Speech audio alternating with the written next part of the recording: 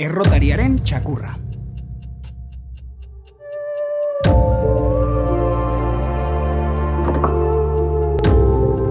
Alabazan edo ez bazan, entzun dadila naiz irratian.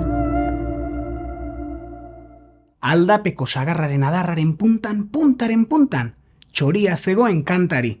Txoria abeslaria zen, eta basoko animalia guztiek maite zuten, beren txorrotxioekin alaitzen zituelako.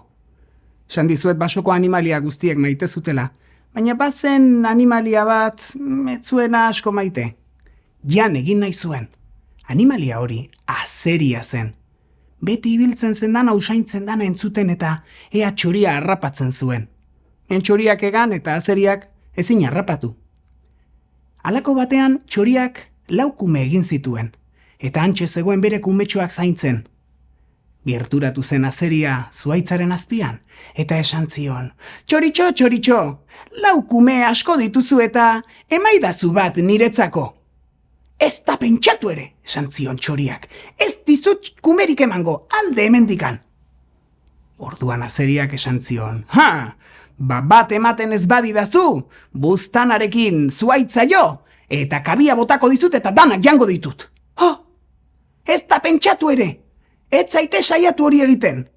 Azeriak orduan, buztanarekin, danba, txoriak ikusi zuen nola kabia hasi zen mugitzen, eta txoriak erori behar ziren, eta bat botatzeko erabakia hartu zuen.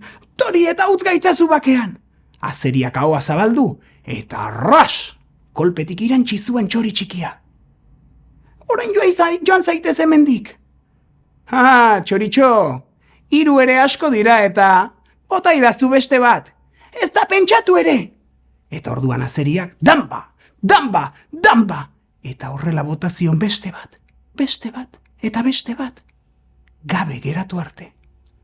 Azeria tripa beteta joan zen, eta txori abeslaria triste eta isili geratu zen. Txoriak ez zuen gehiago kantatzen, eta basoko animaliak kezkatzen hasi ziren. Zer gertatzen zaio txori abeslariari? Ez du kanturik egiten eta joan ziren txori abeslariaren gana. Eta galdetu zioten, "Txoritxo, zer duzu ez duzula kanturik egiten?" Orduan txoria kontatu zien nola azeria etorri zen eta 4 kumetxoa jan zizkion. "Nola kantatuko dut?" Orduan, animalia haien artean, bazan txakur bat, azeriaren etxai amorratua zena, errotariaren txakurra zen.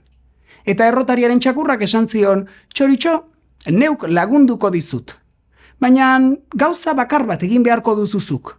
Zoaz basoan barrena, eta esan animalia guztiei, errotariaren txakurra hau da ni, hil egin naizela."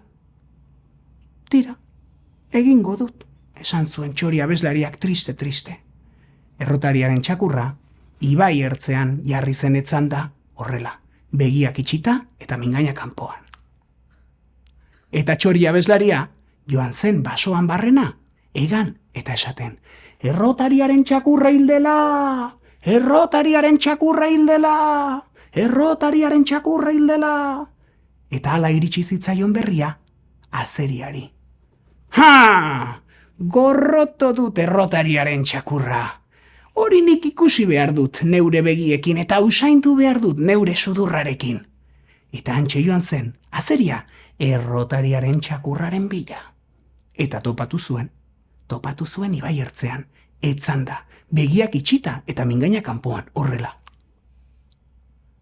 Gerturatu zen azeria, eta esan zion, "Zureak egin du, jada etzara ibiliko nere atzetik."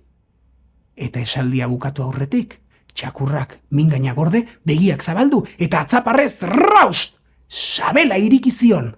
Eta handik agertu ziren, 1, 2, 3, eta 4 txoritxo. Txorikumeak joan ziren txori abeslariarekin, eta egun hartatik aurrera, esaten da, basoan txori abeslariak kantu eta kantu egin zuela. Eta hala bazan, edo ez bazan, sar dadila kalabazan eta atera dadila naiz irratian.